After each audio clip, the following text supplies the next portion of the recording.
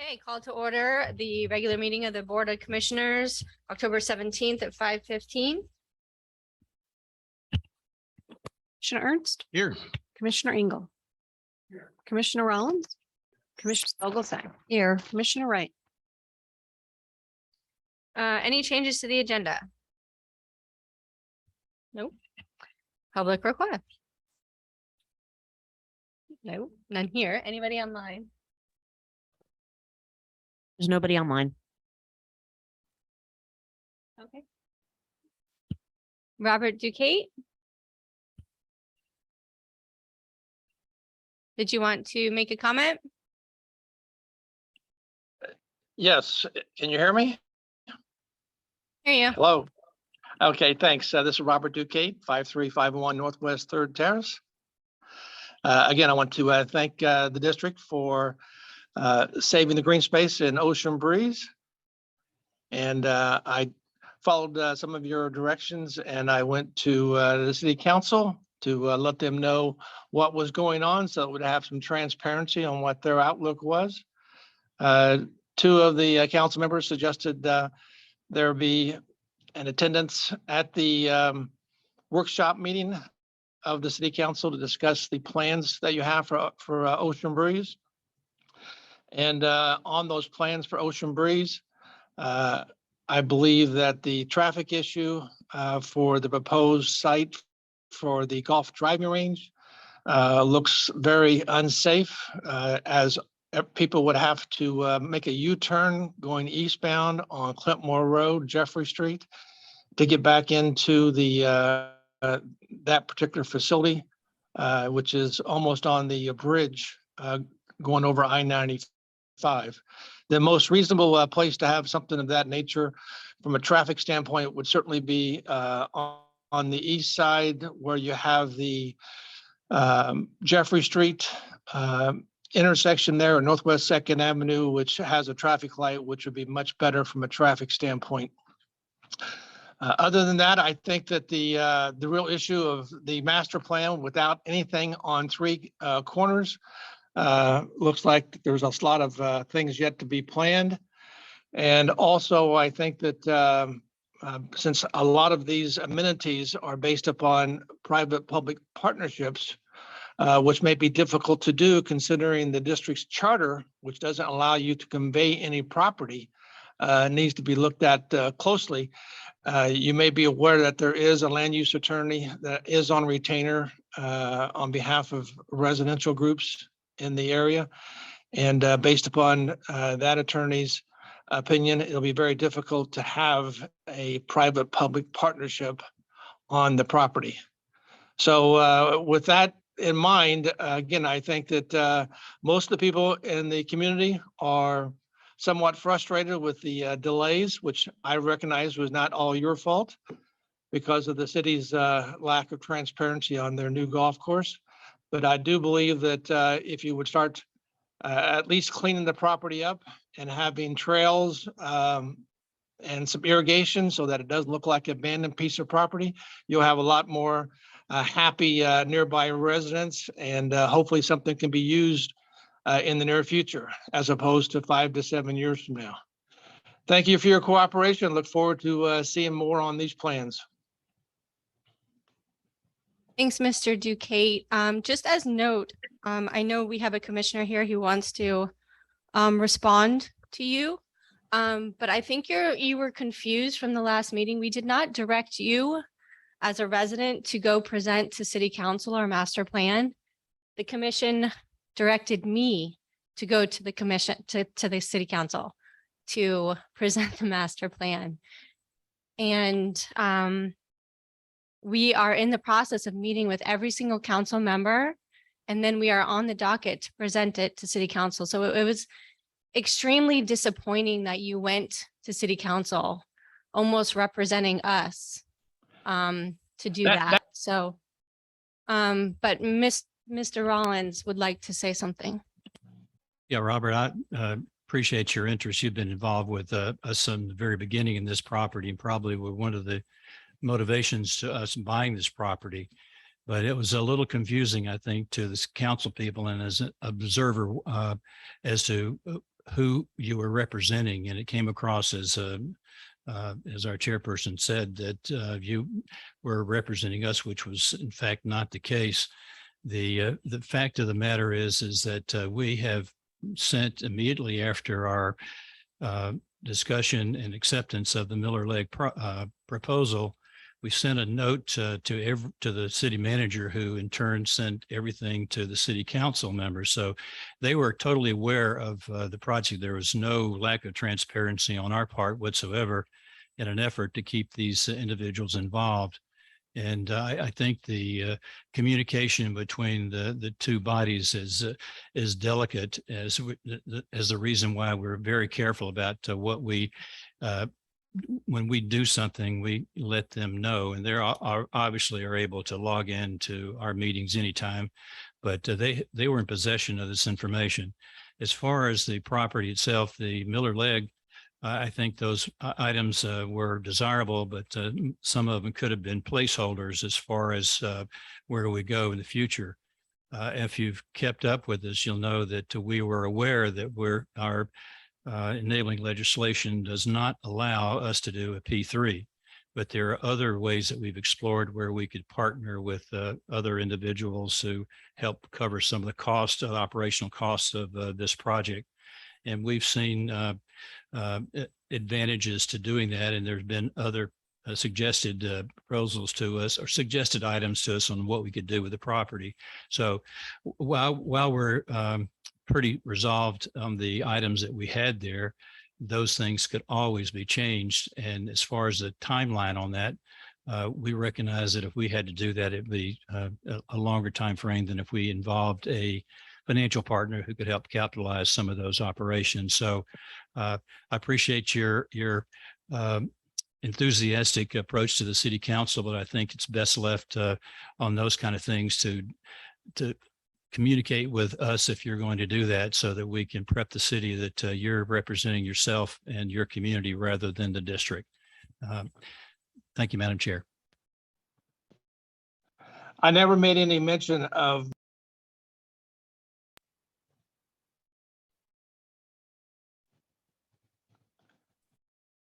at no point did I Yeah, Any- go ahead. At no point did I make any mentions that I was representing the district. For months, your district commissioners, multiple commissioners, have recommended that residents go to the city council, which is what I did. At no point did I ever say I was representing you. But I did pass out the master plan. So then I never made any comments about the master plan. I just wanted to make sure that everybody had it. The only thing I was doing was questioning the city council on their knowledge of it. And there was 3 people that made comments. 2 suggested that they have this in disclosure at a workshop so they could fully discuss it. And 1 other person indicated that they were opposed to anything regarding golf. But again, I look forward to seeing this develop, and hopefully we can get something done within the next couple of years, as possibly even sooner. Thank you. Thanks. Okay. Again, it was very confusing to some of the city council members. So if and when you do go next time in front of city council, please state that you're representing yourself and not any other entity. And please keep in mind also that Brianne always distributes everything that is needed to city council and to staff, city staff, so that they are well aware of what we are doing. We always are extremely transparent, and we always give them everything they need.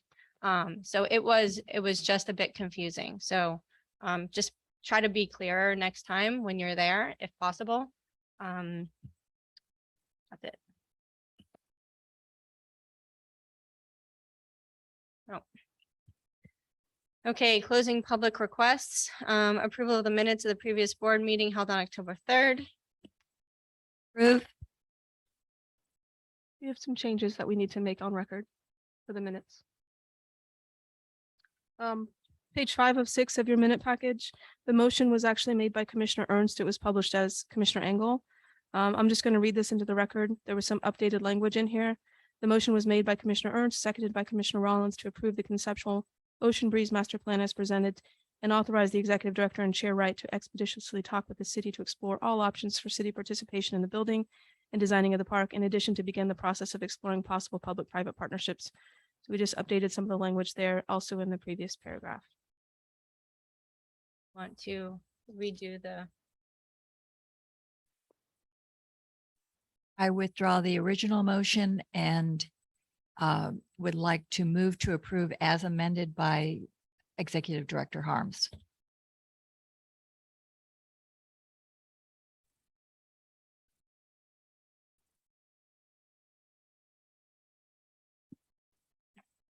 Commissioner Ernst? Commissioner Rollins? Commissioner, yes.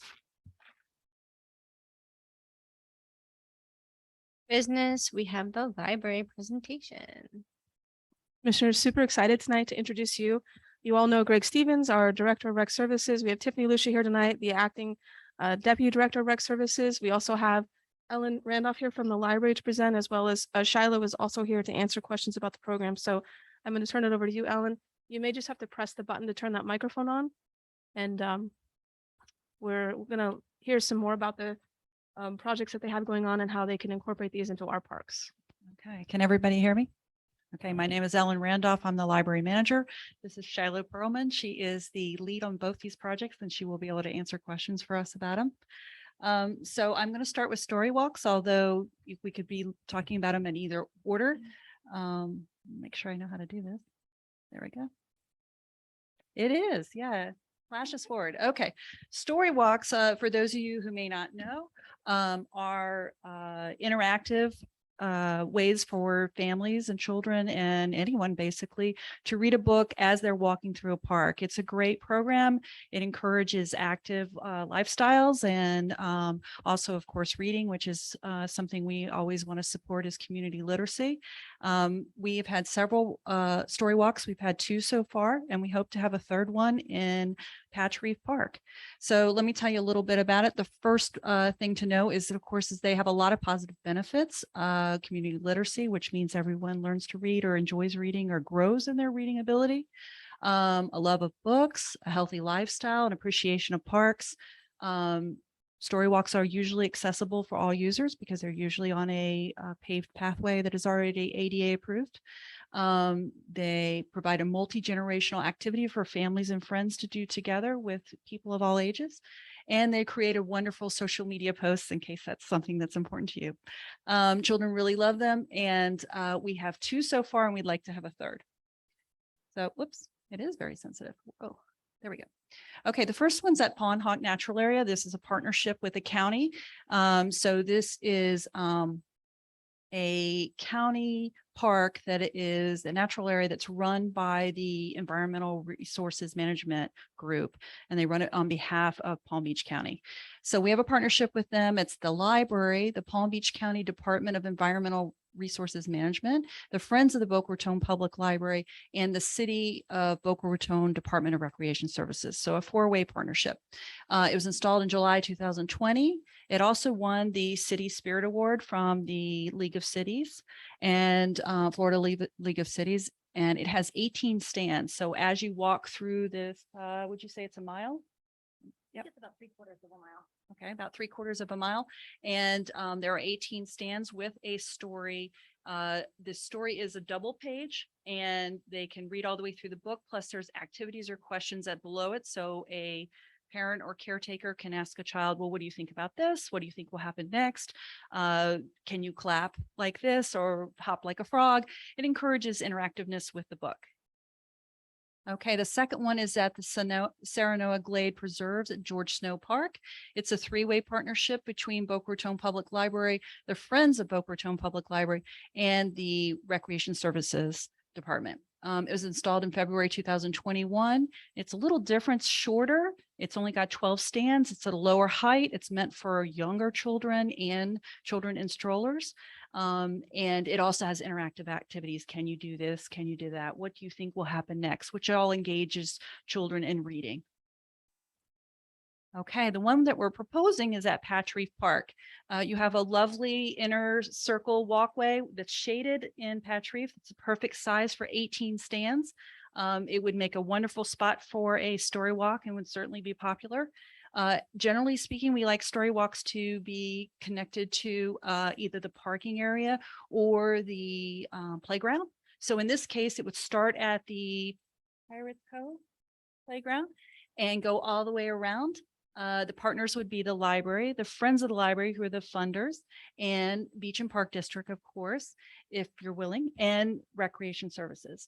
The library, the Friends fund all these stands. The 18 stand set is $6,000. The 12 stand set is $4,000, and the Friends of the Library are happy to fund this. And then the library installs, maintains, and keeps it up. So it's a great location for one. I think it would be a sure thing. I think everybody would use it and be very happy with it. So I hope you consider it.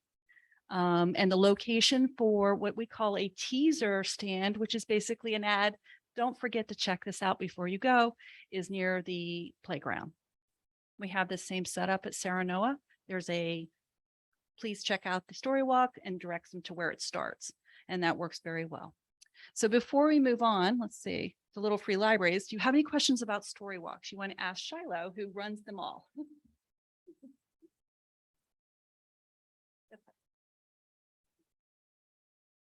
Just never seen it before, so it's just a curiosity Yes. question. So if you have them around the parking lot, Mhm. are they in a number with the kind of directional to keep going one way or another? Or if you just happen to stumble across them, how does it work? They don't necessarily have numbers, but if you're following the sidewalk, you're going to hit them in the right order. Does that make sense?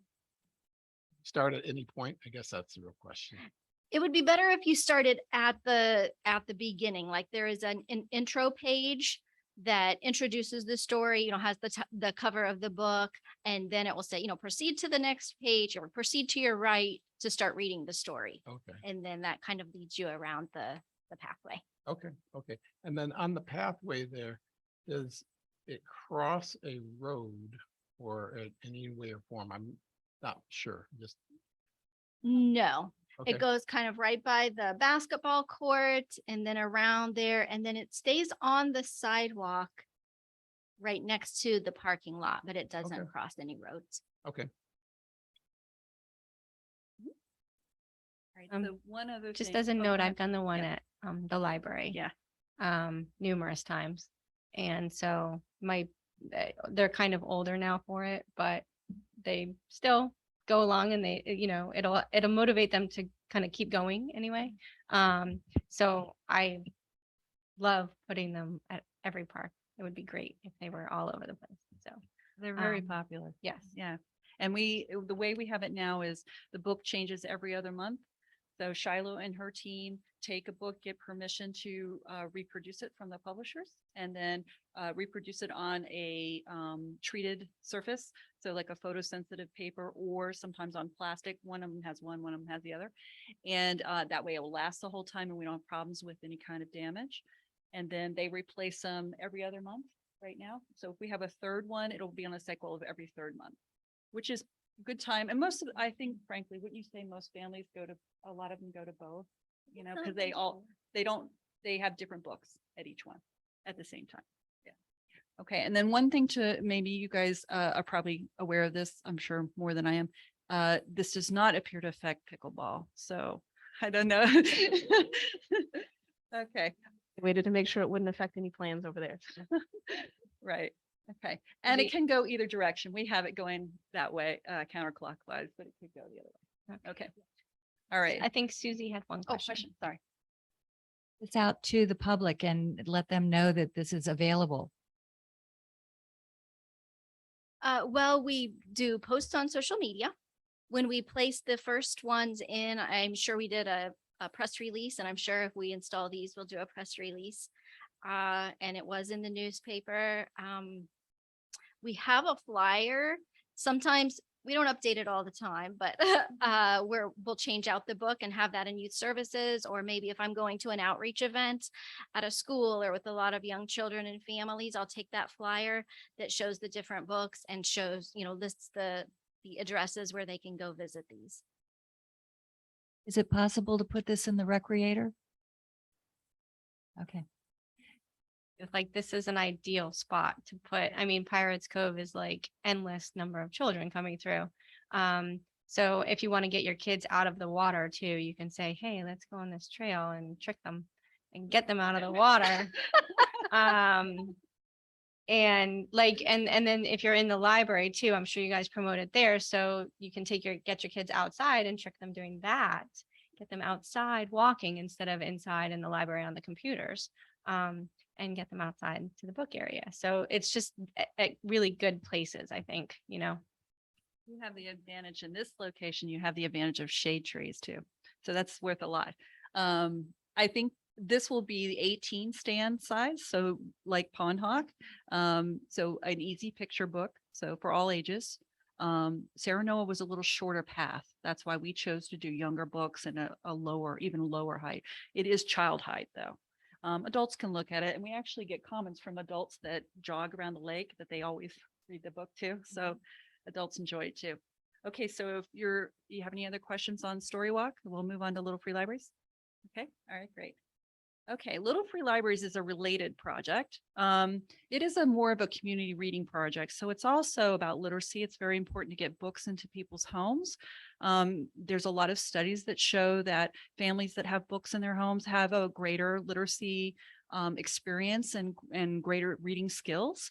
And also, especially during the summer slide is when you lose reading ability during the summer if you're a child, because you haven't read during the summer as much and you lose ground, and then you've got to kind of regain it at the beginning of the year. So that's an important reason why we do summer reading. But Little Free Libraries also contribute to keeping that engagement and interest in books going all throughout the year, right? And having books in your home really does make a difference in producing a love for books and an interest in reading and early vocabulary and those things too. Okay, so Little Free Libraries is a community reading project. It's based on a kind of take one, leave one model that was already in some schools and some community centers. It was established in 2012 as a nonprofit organization. It probably existed in a sort of a casual form before that, but it's kind of helps standardize it. So it's installed and cared for by libraries or by parks or by cities or by stewards, meaning individuals who have it in their yard. You may know somebody who has a Little Free Library in their own yard, resident halls, apartment complexes. So all kinds of people will put these up. We were personally inspired by Lake Worth Little Free Libraries. Those of you who are familiar with Lake Worth, they have a super cute cottage look, and they also have a lot of wonderful Little Free Libraries that are part of that whole community walkability. So that really inspired us to think, oh, we should have this too. We have great parks. It'd be a good spot for it. So we started out with 3, which I'll talk about in a second. The Friends also fund these stands. They run about 600 a piece for those stands. The particular ones that we have are recycled plastic. They're composite plastic. They'll last longer. Wood ones are really cute. You can paint them. That's nice, but they do leak and they warp over time. So this is the direction we went with them so that they would last longer. They are embedded into the ground, as are the story walks, in a small cement anchor. And that does keep them from, falling over by accident or anything like that. They are waterproof in the sense that we don't have problems with leaking unless someone leaves the door open, but otherwise they're real good that way. The library team installs them, maintains them, and manages all the content. So there's nothing for anyone else to take care of. The Friends fund it and we take care of everything else. Okay. All right. Whoop. This thing is fast. Okay. Whoops. It does not want to stay. There we go. All right. We have 3 right now. The 3 that we have are. Let me remember the names of them. One is in Sandpine Park, one is in Boca Isles Park, and one is in Golden Fig Park. All right. There, again, this is 3-way partners. It's library, the Friends, and recreation services for these particular 3. At this point, we've learned how to do this extremely well. We're very efficient at it now. We get the books from the bookstore. They let us pick from their selection. So they, as you know, they review everything that comes in. So their own selection is quite good. And then we get to pick from it. And we go out every week to different ones. Is that correct? Here, you Started- talk about that. We started off going weekly.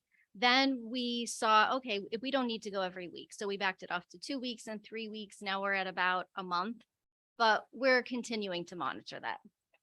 Okay, so what they do is they go out to it and they say, okay, make sure that the books are in there are all appropriate books, because sometimes people will drop off textbooks or something that's just too beat up, shouldn't be there.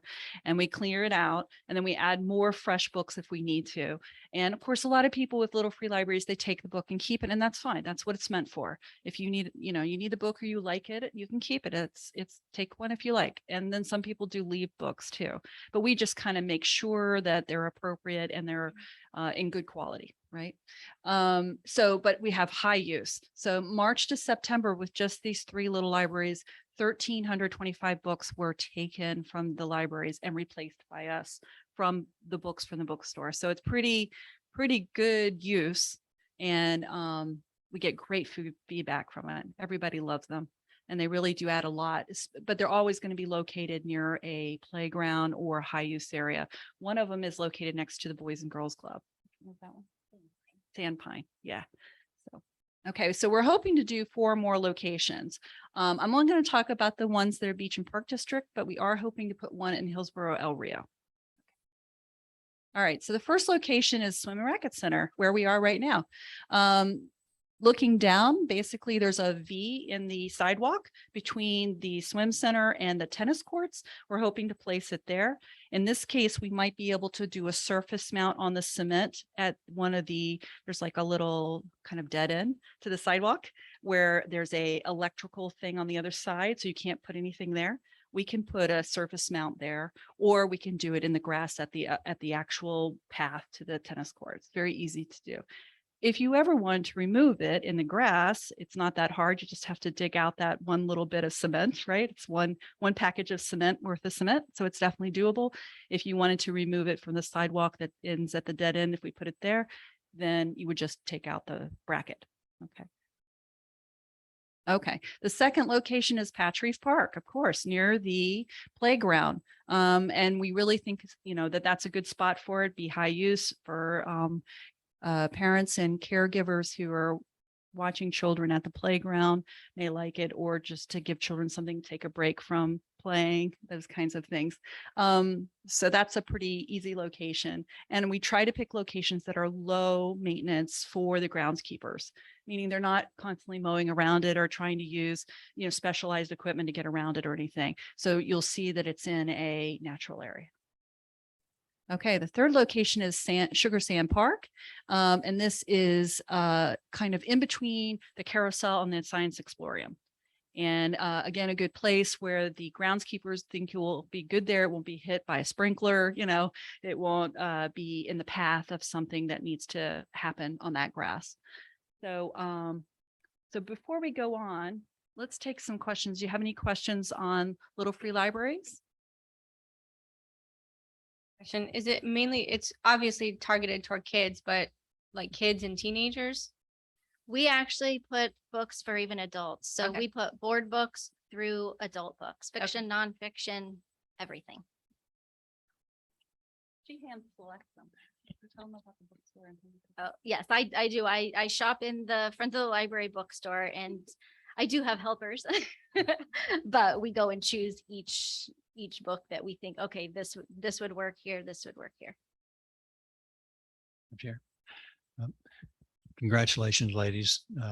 I was in San Diego about 6 or 8 years along the beach there, and they had these little kiosks, if I might describe them as that, with books. And I thought, what a great idea. I took a picture, brought it back, and never could get any traction or to figure out how to manage it.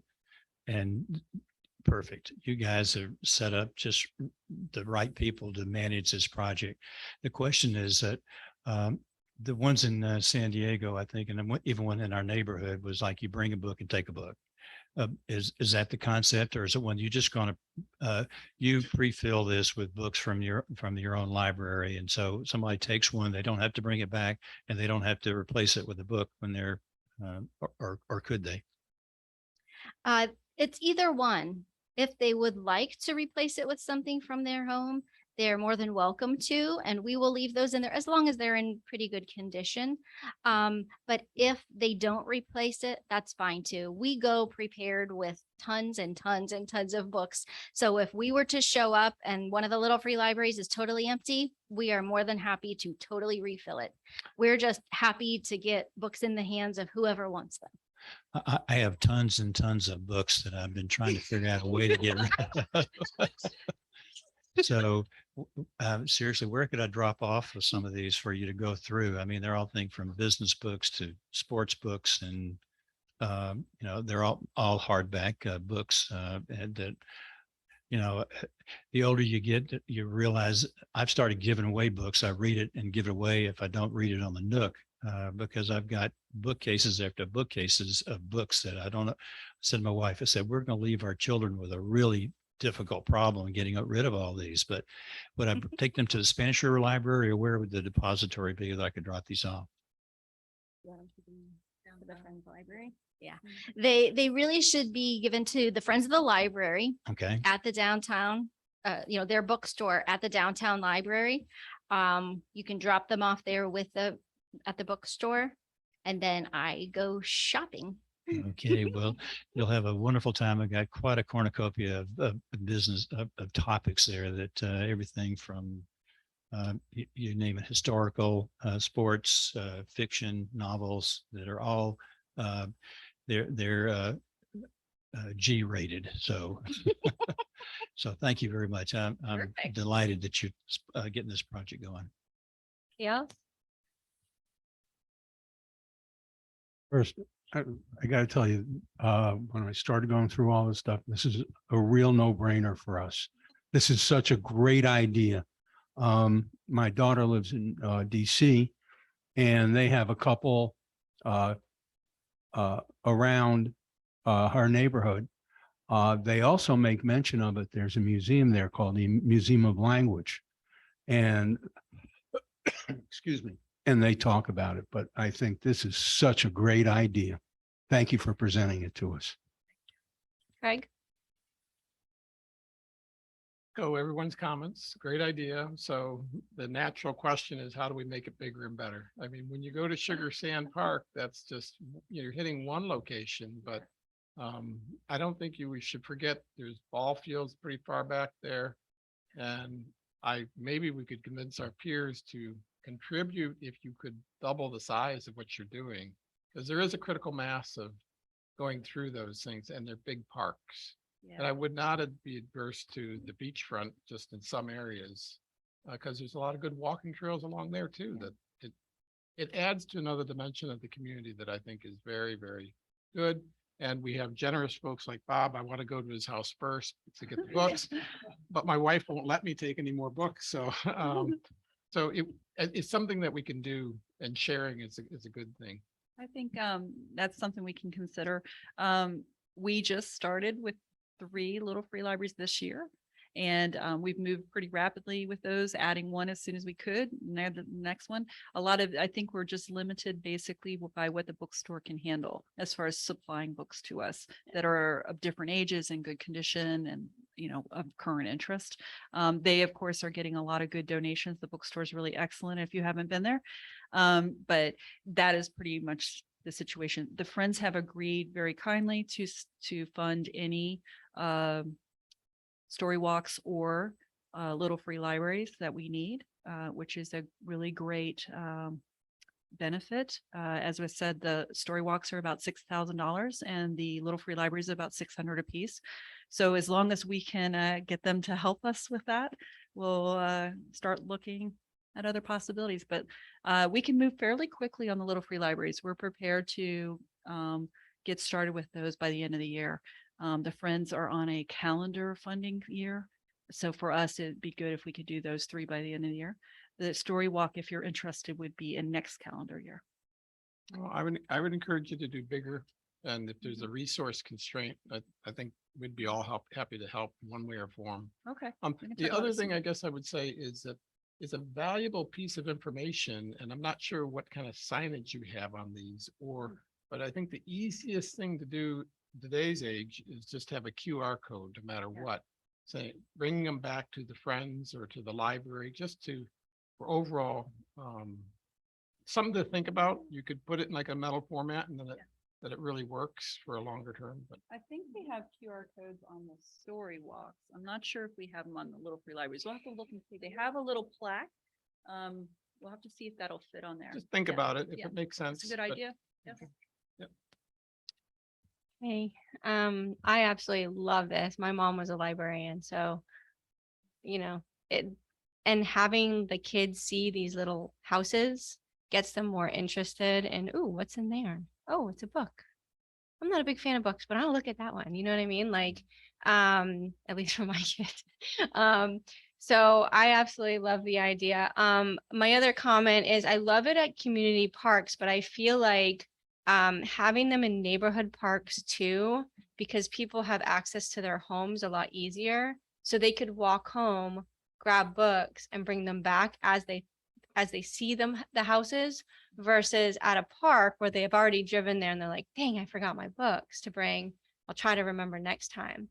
So that's just a quick thought on that. But like I could run home, grab my books and then come back. You know what I mean? So anyways, that's just a thought that popped into my head. Yeah. Madam Chair, make a motion that we approve the Little Free Libraries and story walks in those areas that were presented to us this evening. I echo Aaron with the doing it in the community parks. So because the adults will love this that maybe can't get to the library, and I think that they would enjoy it just as much as the kids and benefit some of the retired people. So thank you for doing this. We really enjoy it. It's a pleasure to do. Both the project's so fun and we get such good feedback. It's really a wonderful thing all the way around. Yeah, thank you. Really good sense of community too, So, yeah. Well, Commissioner Engel. Yes. Chair, if I can just quickly, Yeah. I'm assuming for discussion that whatever legal documents are required to implement the program that you're now approving would be in place. We would be happy to coordinate that with whomever at this point. Understand. Yes. Thank you. Thank you very Thank much. you. Thank you. All right. So we'll do number 2, Sugar Sand Park plat presentation. Here's in your agenda packets on page 8 is an update from our ongoing consultant CGA. They evaluated the plat at Sugar Sand Park. There's still more to look into, but we're obviously very limited on the development that we can have at Sugar Sand, especially in that tract A, which is the only tract that can be developed. It's really down to like 18 acres, but that includes the parking that's over there and the picnic areas that are already there. But it looks like there'll be some constraints along the way. So we want to continue to evaluate it. We need to take a look at some of these FPL easements out there as well. I just wanted to provide this information as an update. And I know everybody's anxious to see where that can go, but we have a lot of upcoming recreational needs and things that we're working on. So I want to make sure that we prioritize these projects as they come through. And if we're down to the last a little bit of Sugar Sand that can be developed, I want to make sure we put the right thing in there for the right fit, if that makes sense. So I just wanted to put this out there, answer any questions or any details that you guys are looking for further that we can get answered for another update on this. But right now I'm just asking, I guess, for time and continued evaluation of it. Comments? Parking goes, what would the impact of a disc golf be on that area? No, until we had a site plan. So we'd have to go through the whole process of it, of designing it and putting that together, and then the city could evaluate it. I know right now, on a typical day, there's not an issue with parking, but when you have events like ball games and things like that, parking is very difficult to come by. So I'm sure there would be a requirement for more parking, but they could not evaluate that without an actual site plan. Madam Chair, this brought to mind the earlier development of this park when I was on the commission. This goes back a number of years, but we were looking at putting the carousel over in Tract A.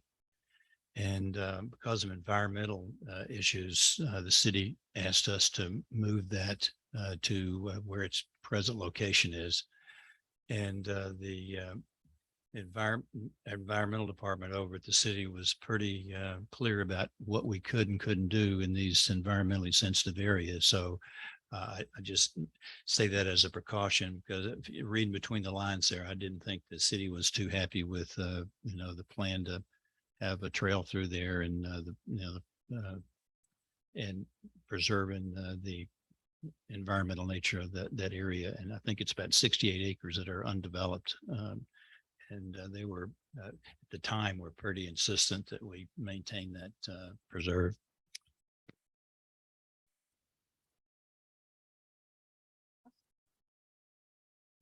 Do we need to make a motion? Okay. I think it's just kind of, this is deferring it a little bit until we have more time to evaluate all the different options you're currently working at. But for clarification, Bob, track A is a pretty big area. It's tracks A, C, B, and D are environmental.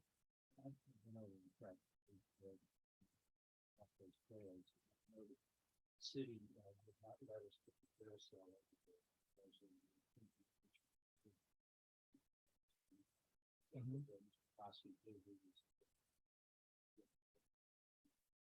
So yeah, we were concerned that moving to study location just to the east of the carousel, we were going to the water feature of that approach to that building. So I think the final issue is something.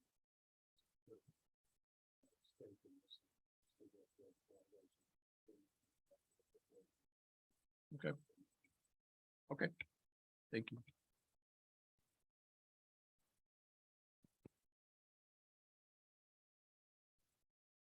Okay, approval of payroll and invoices. Greg? Madam Chair, I'd like to make a motion for approval of payroll and invoices in the amount of $2,800,065,285. Let me start over. $2,865,704.26.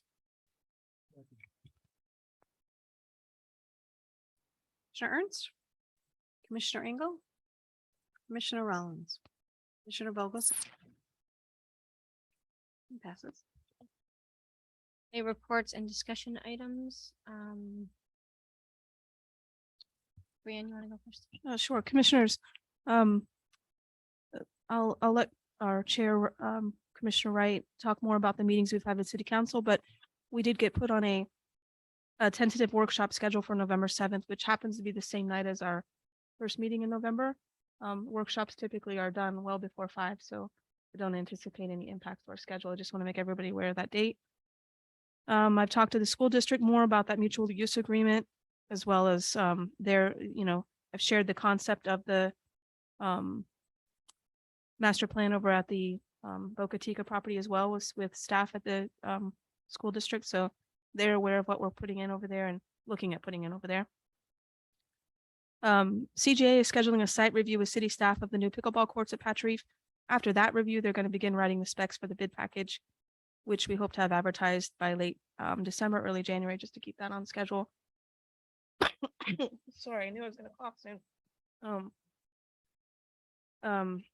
The Sugar Sand roof request for bids is out. We've sent it out to local roofers.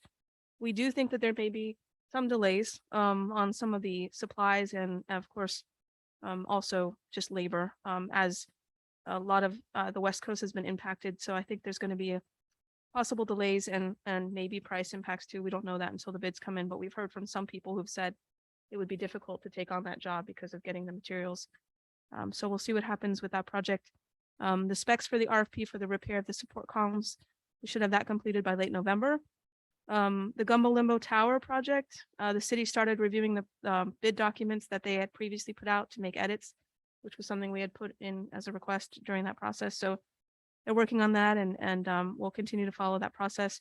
The pipes and pumping, we have 2 new seawater intake lines installed in the pump station.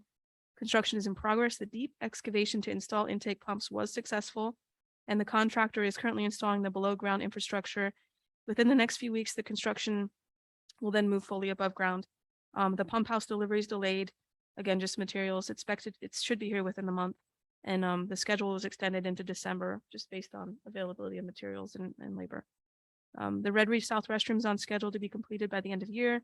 And the Red Reef Sail Pavilion that we approved last year that was carried over this year, a contractor's been identified and they're working on a quote for that.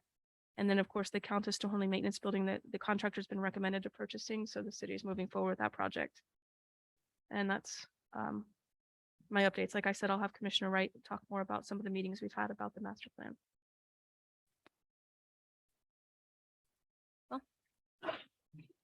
Madam Chair and Commissioners, thank you for the opportunity. And I have the pleasure of telling you I have no report to offer up this evening, but happy to answer any questions on anything pending that may be of any interest to you, or working with staff on various and sundry matters to get to the meeting and post meeting. So happy to respond to any questions. Nothing of any urgency, no litigation to report, thank goodness. And other than that, glad to be here with all of you this evening. Thank you. Thank you. Commissioners? The presentation by the about the little library and the story walk brought to mind something that I've been thinking about for a while. I wonder what the feasibility would be of setting up a fund to finance any residents that live in the reserve area who want to make use of the city library system. Because as it is right now, there's a fee for residents of the reserve area. If I'm not mistaken, I think for families, it's about $250. I'd like to see how many people would be interested, what it would cost us, and what kind of mechanisms could be used to process. My feeling is that with all the people in the city that get to use Beach and Park District facilities without paying taxes for them, it to me is kind of unfair that there are people in the reserve area who would like to use the city library system and have to pay for it. But there's such thing as you don't try to put a square peg in a round hole. So maybe there's another way to go about it. So if that something like that could be done just to see what kind of interest there is, what it would cost us, how we would process it, I think it's worthwhile looking into. Being with Greg and Tiffany on Wednesday, so we'll add that to our list of topics to discuss. Just a correction, as a city resident, we do pay a tax to the Beach and Park District. All city residents do. The people that live in the outside city areas do not fund the libraries. Club or in the CRA area who don't pay Beach and Park District taxes. I didn't mean that city residents didn't have to in its entirety. Not a problem. CRA, dude, if you live in the CRA, you pay Beach and Park ticket. He's talking about their taxes that come to us. They go right back just to the CRA area, and the library's not in that area anymore. So anything that they would like, if you live in the CRA and you pay Beach and Park District tax, we send that all to the city as part of our increment payment. So they are not funding like Red Reef Park, Sugar Sand Park. That's all being subsidized for those people in the CRA who may use those facilities. I think that's what Steve's trying to say about that. And sliding. Vacation, then you're asking really just about the polo club. It's outside of the district, but inside the city. Outside the Beach and Park. And there are a couple of other areas, if I'm not mistaken. I think there's only the one, and just for clarity's sake, there was a taxation issue that was refunded to them. So every one of them got refunded, and I haven't heard, their access to the library is they can't get to the library? What's the concern? I'm talking about Beach and Park District facilities that they have access to because they're residents of the city, but they don't pay taxes to the Beach and Park District like other residents of the city. I think what Commissioner Ernst is trying, or I'm sorry, Commissioner Engel is saying is there a way that we can offset some of those costs because we're subsidizing their use of district facilities that they don't fund? I think he's just looking for the back and forth on some of that. No, I understand that, city code mandates that non-residents have to pay a fee to use the library system. And like I said, I'm not going to try and put a square peg in a round hole. But there are situations where, and I think we had a refund about $300,000. I'd like to see some kind of quid pro quo. And if not, maybe we can finance those people who in the reserve area who would like to use the library. The Polo Club people who are in the city cannot use the library? No, they can use the library Okay. So and I they don't can know. also use our facilities, but they don't Correct. pay taxes that other members pay. And I think Robert wants to. Go ahead, Greg. Well, I just don't understand what you're asking for because I mean, honestly, they're in the city, they pay city taxes, they have access to all the city facilities. They're not paying the district. It is a technical issue of our bylaws not being mirroring what we have. So I don't know that we can really do anything with it. I'm using them as an example of a situation. And given that situation, there's not much we can do about it without changing our boundaries, which would necessitate a change in our charter.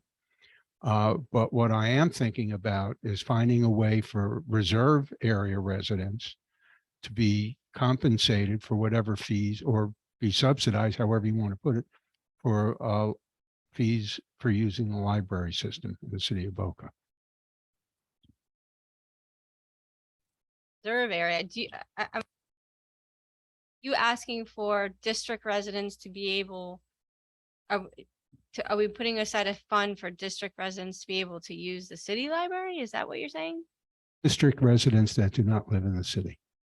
That's the Right. reserve area. Right. Okay. So just the district area Right, being because able to use the library. Okay. So that's what you're saying. You want Right. to put aside money for the district, just district residents to be able to use the libraries, let's say downtown, because we put money towards the CRA, let's say, but the Mhm. library is no longer in the CRA. So that gets a little bit harder with the ask. And if you're thinking about 20,000 residents, let's say that live in just the district area, times $250 is about $5 million. no, all I'm looking to do is to find out if it's practical. If it's not practical, then we don't do it. Just as a guess, like, be able to offer it to all, I would assume. So, I mean, Brienne can look into it, but I think it's more feasible to go to the city and ask them. I mean, I don't know. if I you've would done love this to, before. I would love to be able to go to the city and say, well, listen, we do this, this, and this. And, there are certain other issues where people within the city use our facilities and the rest of the district subsidizes them. Yeah, I mean, I think it gets complicated because of our boundaries and things like that. I think Brienne has asked them about the library thing before. Yeah, and there is a city code issue, but I think there's opportunity to continue to partner with the city on different things. It's just going to take some time. We'll talk tomorrow. I'm sorry, Wednesday, not tomorrow. But we'll talk and continue to bat around ways that we can incorporate more district residents to use some of these other facilities that are closer than saying driving all the way out west for a library. But we'll continue to work on it and continue to partner with the city on things. I think some of this will just take time and ways that we can work around some of the things that are in the roadblocks, I guess, getting that done. Thank you. Mind too, that people who do live in the district and not the city, they live in the county, so they pay the county taxes, which does fund county libraries, which is right out on Glades Road, which they do have access to as well. So But for some residents, it's kind of inconvenient. And they don't have, the county library isn't nearly as well stocked or it doesn't have the resources on hand that the city library does. I think it's a very complicated issue. I know we've approached this before. If the city would acquiesce, I'd be all for that. And in the absence of that, I couldn't support, funding the community because I just think it creates problems in other areas where fees are established that, you'd have to be very careful to make sure you know what you're getting. But I think because the arguments come up before about doing that, and I supported the city asking them, but we never got got the first base. And the county library, I don't know, I've never been there. I've been to our library across the street there that, on Spanish River, which is very, very nicely done, but unless we could get some accommodations or do some quid pro quo with the city, I'd be reluctant to try to engage anything on our own to fund something like that.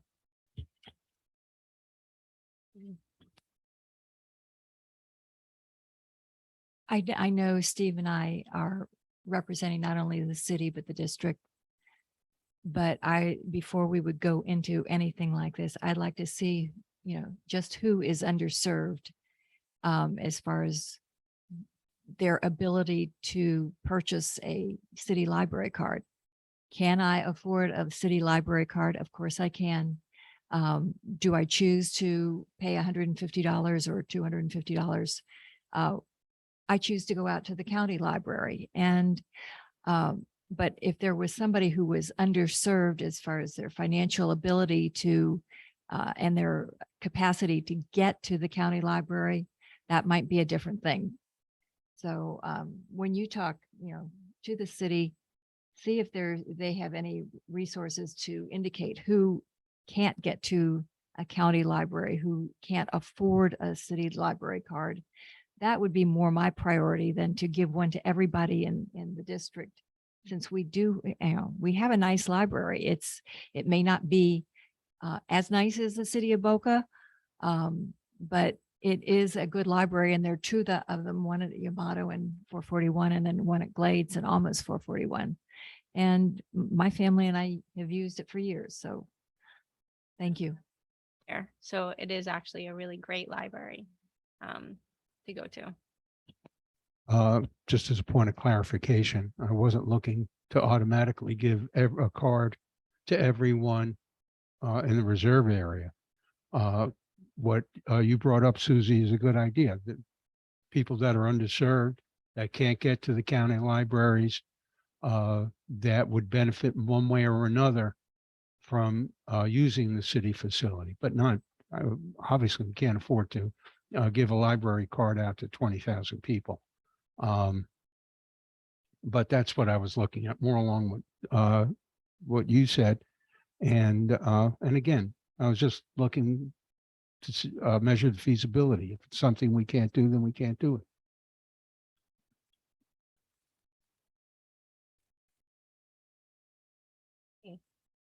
Okay.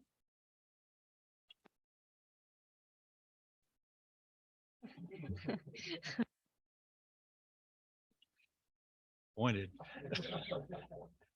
Craig always has some great ideas like he did with the ladies from the library. And I'm always interested to see where he's going to go at these meetings. So I'm disappointed, Craig. But your ideas are really so spot on, things that I think, God, I wish I could have thought of that. I just want to touch on one thing is that, today with these things and the internet, you can reach almost any resource that you need, without very little cost to it. But there was a comment at our last meeting, maybe 2 meetings ago, about our meeting time being 5:15. And I thought about that. When I first got on the commission, our meeting time was 4 o'clock. And I had it changed to 5:15 with pulling and tugging to get that done. And back then we did not have internet. We did not have email. We did not have Zoom.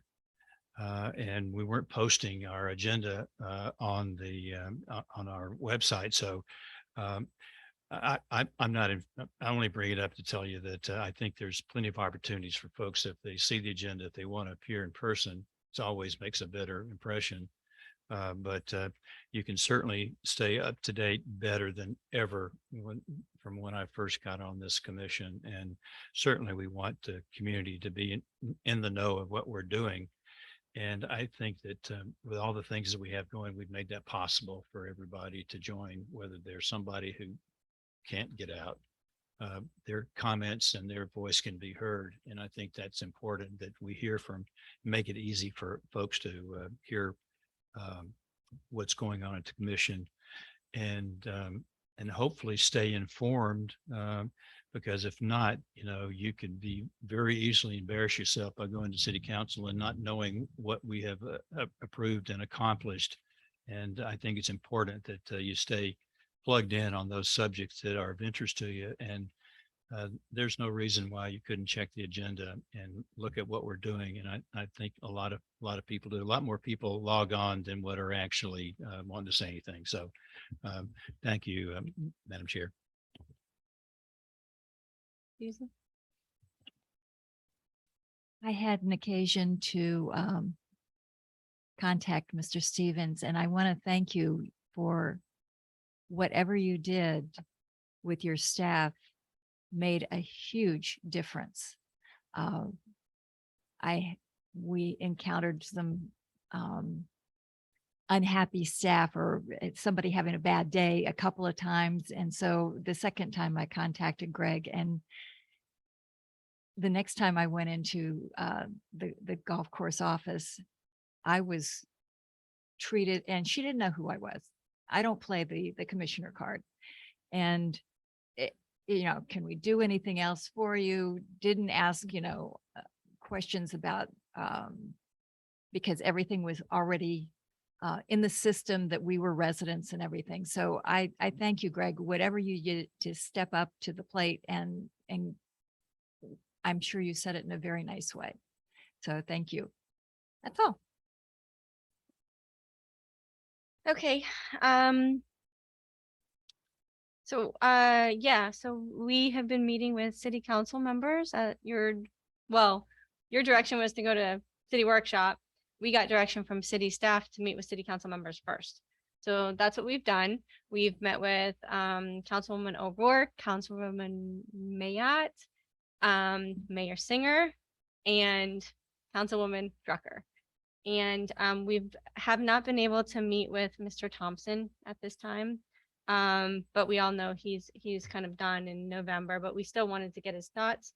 So hopefully when he's able to meet, he'll be able to give us his feedback.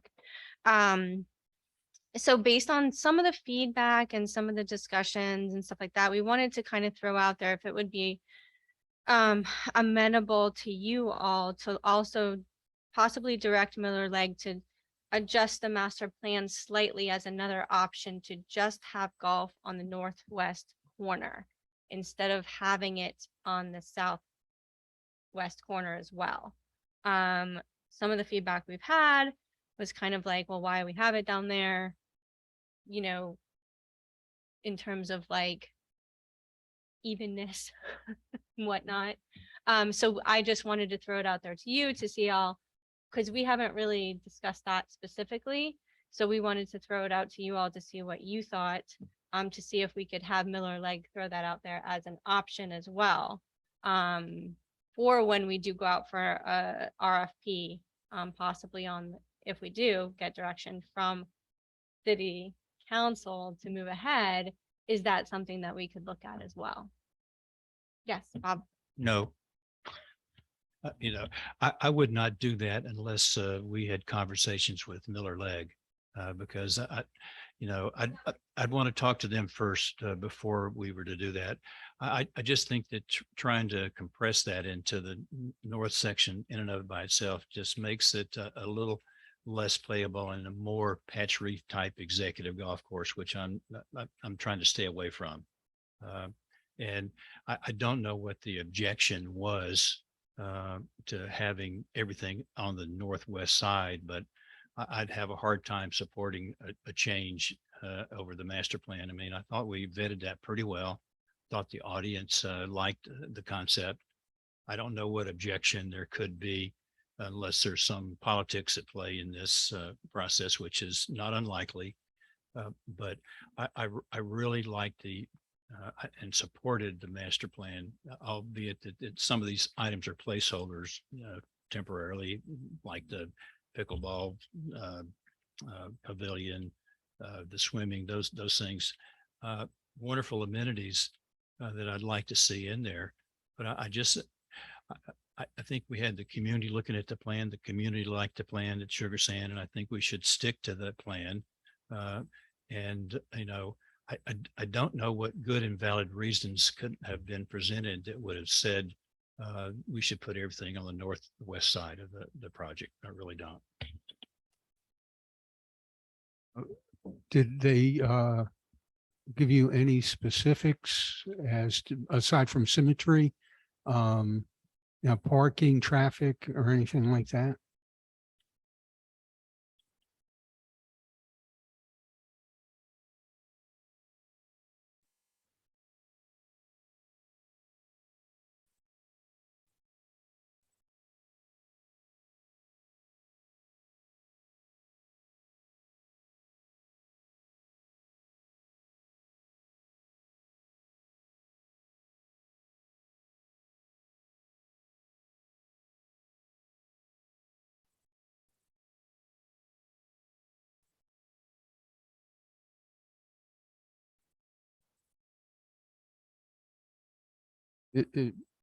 I have to go along with Bob here. We workshopped it with our constituents, and we got a consensus from our constituents. And if there's nothing like traffic or parking or something specific that would preclude. Right. No. Yeah. Exactly.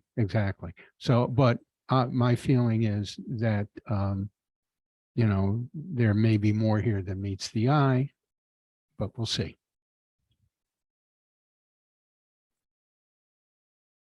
First, I want to walk Bob off the cliff here. That it's conceptual. Okay, this is all conceptual. And so going back, the initial plan I saw did not have those 3 long holes on the southwest side. So I was a bit surprised because it was a change from the moment that we saw as individual commissioners to that presentation that was given. It was very different. So I was a little bit surprised, but I'm okay with that if that's what P3s want. If that's what the demand is for. I'm not quite sure whether the feedback you got, Aaron, said it's taking over a bit more area than they want. The question that I'd have is, well, what's the alternative? Why, I don't understand why, but that's okay. I'm okay with the Miller Lake people move things around a little bit. If they want to move things around, what makes the most sense for everyone to think through where that should be, and so I don't know, but I'm okay if I defer to Miller Lake, I defer to the group. I think the message you're getting back is, hey, let's not consume too much land for golf because we already have a golf course. And that's the message that we got from the beginning. So you got 4 out of 5 telling you that. I think you got to give it consideration. It doesn't mean that we are going to do it or not, but to go to a hard no, I think it's kind of tough. We got to work this thing out. But so it's a question, what's the other alternative? What are we going to use it for? What are they going to use it for? That would be the question I have.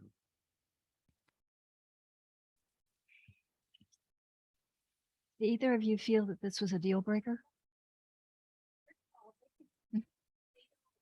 They didn't give us their opinion in terms of yes, no, nothing like that. That's not what these meetings were for. It was kind of just like a back and forth, us presenting the master plan to them, explaining what we've done through the whole process, explaining the phases and the financials.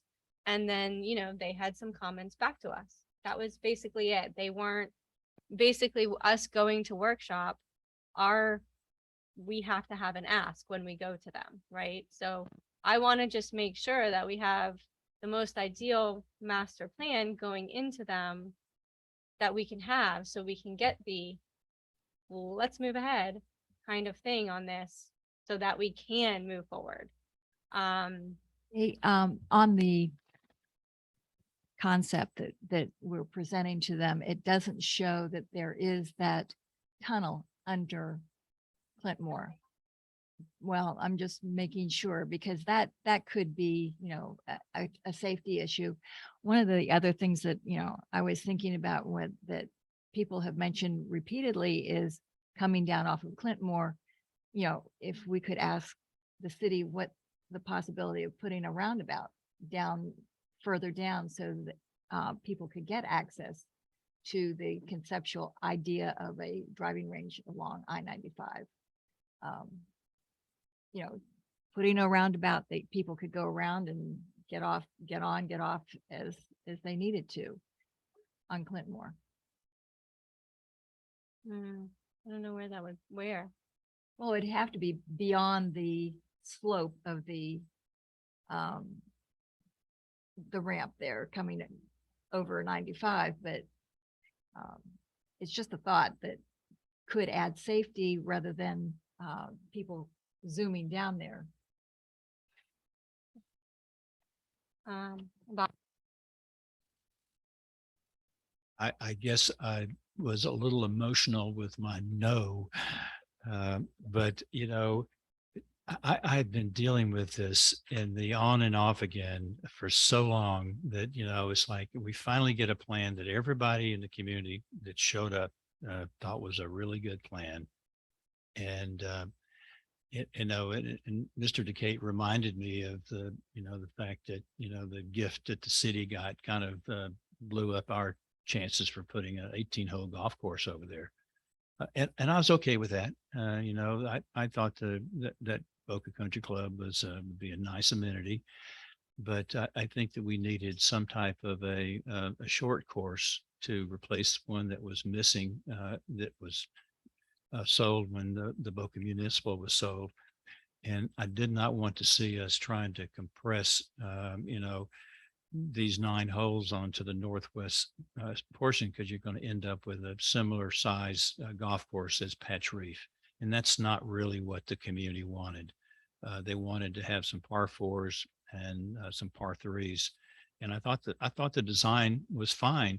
You know, I'm willing to negotiate if there's something that we want in replacing this, because, you know, we've always been at the tail end of any of these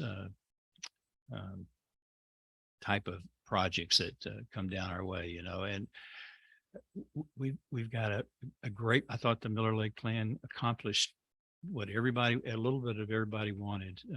I was a little surprised at the swimming area, but it made a whole lot of sense to me as the people were talking, as far as a competitive type of area. And I think Miller Lake did a great job of capturing what the community wanted. And I would still support that. I'd be disappointed if we have to change things and press things into the northwest corner, because I don't think it gives us the space that we need for a real golfing experience that the seniors and the juniors want. So thank you, Madam Chair, for listening, and thank you, commissioners, for I'm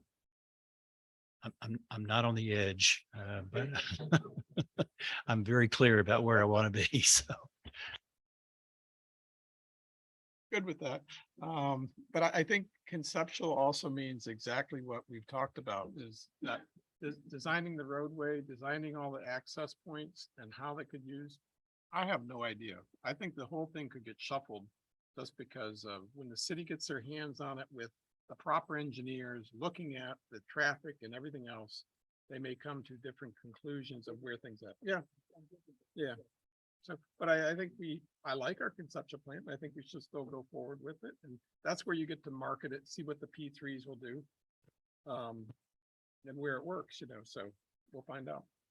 I think a lot of the input was in general, because we haven't designed it and nobody knows how big or how small it will be. When we put that P3 out there, obviously it's on the west side, the city still owns that side, so they'll be a part of that process and we have to collaborate. But I think in general, the question was, are we amenable if the perfect P3 comes in there and they only want that northwest, they don't want to move down to that side because operationally it changes things for them or whatever. Are we amenable to those things? I think that was the question in general for a lot of them was, how conceptual was this? So I think, like Craig said, the design and all that has to be seen in some of these P3s. We may have somebody come up with an idea that, I'm good with those kind of thoughts that Craig said, if it makes sense from a traffic standpoint and it's not possible to do it for good and valid reasons, but without a good and valid reason, I'm not sure I could support making any changes to this.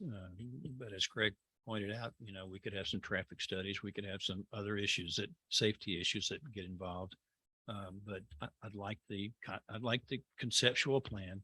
And I think we referred to that as a conceptual in our process that we had at Sugar Sand, and also that some of these things were placeholders that could change. I get that. It's just, finally we got a plan that we all liked, and then now somebody's suggesting that it may not. Yep. Oh. Okay. All right. We're all in consensus. Okay. All right. So I Yeah. think we have consensus Yeah. here. Thank you. Yeah. To adjourn.